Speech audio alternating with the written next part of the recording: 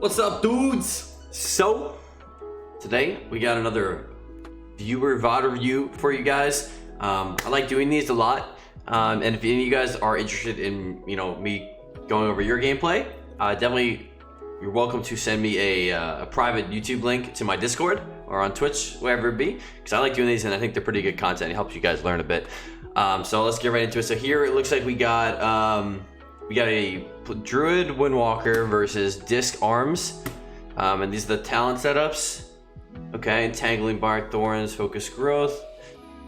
One thing I'd probably say is you probably don't need the root, just because, I mean, I guess it's not bad. I would say just overlapping Entangling Bark and Mass Entanglement might be a bit much, and on top of that, Windwalkers have roots. But it's not bad big, not bad big. Personally, I'd probably go Bash. I mean, I personally go Heart of the Wild, but I'd recommend going Bash, just to help with Windwalker setups, especially against this priest, because this priest, the Windwalkers can have a ton of uptime, and in between the lake sweep goes, you can do a Bash go, and then it's very good pressure, very good pressure. All right, so I like the UI, interesting. I'm probably not gonna be able to see the spells you're casting too much because everything's kind of small, but looks cool. Looks cool. Got a new different font and whatnot. All right, we'll skip to the start of this. We play Zandalari Troll. All right, all right. So this word, generally in this comp, I would probably have my Windwalker just train the priest the entire time and then try to just mess with the warrior between roots and clones and whatnot. All right, so we bash him, clone him. Okay, I'm cool with that. Probably a little early on the Vortex. Yeah, I would say a little early on the Vortex because, I mean, that whole Vortex he's sitting in the clone the whole time. but he still leaves it. He still leaves it. Okay, he roots him out of that. Okay.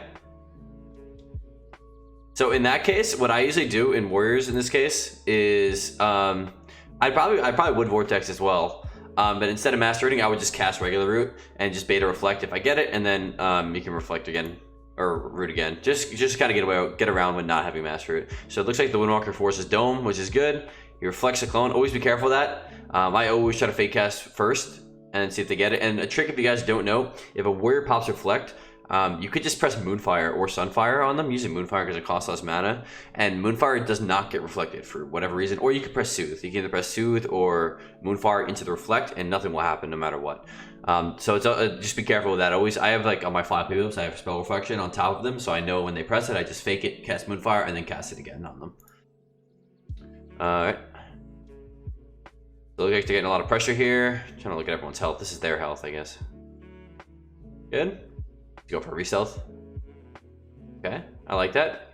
It's a good opportunity for a re-stealth. Is there a stun DR thing here? Okay, I definitely would have stunned the priest here. It looks like he's off DR. I would have definitely stunned the priest instead of the warrior there. Whenever in this comp, like if they're playing like if the other team is playing like this, I would have every single stun on this priest. And then for the warrior, if I have a DR stun, if like a second stun while the guy's on DR, I won't stun him. I would probably just root and clone him. Especially when you know he doesn't have reflect. Like right now, he doesn't have reflect because he just reflected you. So this would be a good opportunity to. This is actually a really good opportunity because like Rally's gonna fall right here, and he's getting kind of low. On top of that, you don't want to necessarily clone. This goes with like a lot of comps that do spread pressure. If both players are like this low, or I probably he's got cooldowns going, AOE cooldowns. I wouldn't clone. I would refrain from cloning until like you're not killing, because this is gonna force him to have to heal both targets and spend a lot more mana. Okay, Rally falls. They get really. Oh, okay, perfect. Look, hey, he just did exactly what I said. He clones. Really good job there. All right, he got out of that. So here, this would have been Bash would have been. Bash might have won you the game here because you could have bashed him right off of that when he was that low, because your guy didn't have lake sweep.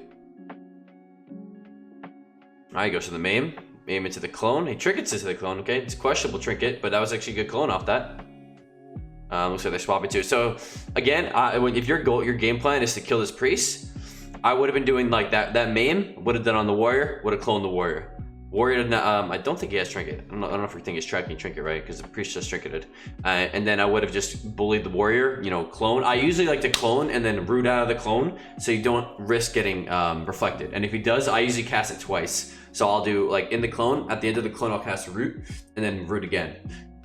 So then, just in case he does, does get the reflect off. It looks like we're just kind of hotting. He uses Convoke defensively. Okay, that's not bad. I'm cool with that. I'm cool with that. You probably didn't need to though. I'm trying to look at what buttons you have here. You still have Swiftman on cooldown, off cooldown. You probably didn't need to convoke. You have badge. You could have probably used a little bit smaller cooldowns and probably saved the convoke for a little more dangerous situation. Because I mean, you guys rolled at like 75. Probably wouldn't have been too big of a deal. Oh, you flourish as well. Okay. All right. Yeah, it looks like you have mass root up here. So maybe they're trying to throw in a mass root. Okay, I like that. Does he clone him off? Oh, it's DR'd. All right, yeah. Careful with those DRs there. Add a leg sweep. You know you're not going to get a full rake, and if your goal there obviously was to get a clone, I wouldn't have raked him just then. I probably, if I had a restealth right there, I would have raked the priest. You know, it's okay to DR stun if it's your kill target, and especially if it's right after. Like helping out your monk with like a stun after his stun is phenomenal. So he popped reflect here. I'd probably just mass root him right. You know, since you're running mass root, I'll probably mass root him right out of this because look, he's lining his healer. Oh, we got a stormbolt on him. Okay. Vortex him. He goes to the clone now. Good. No, we didn't have anything. We got a dome.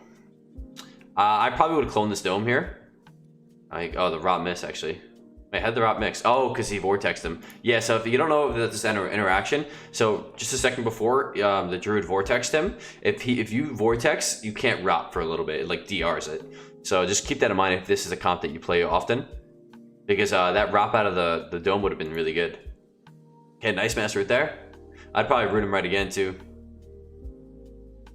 Because something, if you guys don't know, root does not put you in combat. So that's why, like, if you see me on my stream, I try to do like clone into triple root all the time, and then on the third root, I'll cast prowl because it doesn't put you in combat, and then I'll stun him and then clone him because you don't have to worry about reflex in that if you do it like that. All right, so this is doing really well. It looks like you're doing very well on mana. He gets a rake stun. Again, probably would have stunned this. I would have stunned this guy. Look at his health. He's got half health, no trinket. Definitely would have stunned the priest there. Especially if you're adding a little bit of rake damage on top of that, you know? Whenever you have a stun, as long as he doesn't have a leg sweep up like right at that time, probably go for the stun on him. Okay, you got reflect out of the way. Okay, yeah, make sure you're moving here. Don't want to get feared. Good. Okay, that's a solid clone. Again, I'd probably root him right out of this. Just never let him play the game, because you're rooting him forces you not have to he can't get peels anymore. Nice double leg sweep. Here I would stun the priest, so he does. I think his thing. Oh, he had a dot on him. Yeah, always be careful of the dot. You know, because it looks like he got a re-stealth, but he had a dot on him, so it broke. All right, I like the heals. Like the heals. Good. Throwing out some moonfires. It's good. They're getting pressure here. Casting some rats. I personally probably would have, instead of wrathing him there, I probably would have went for a re-stealth and stun the priest. Because if you're getting him this low, you actually might have been able to get a rake clone onto him, or just a straight up clone onto the priest.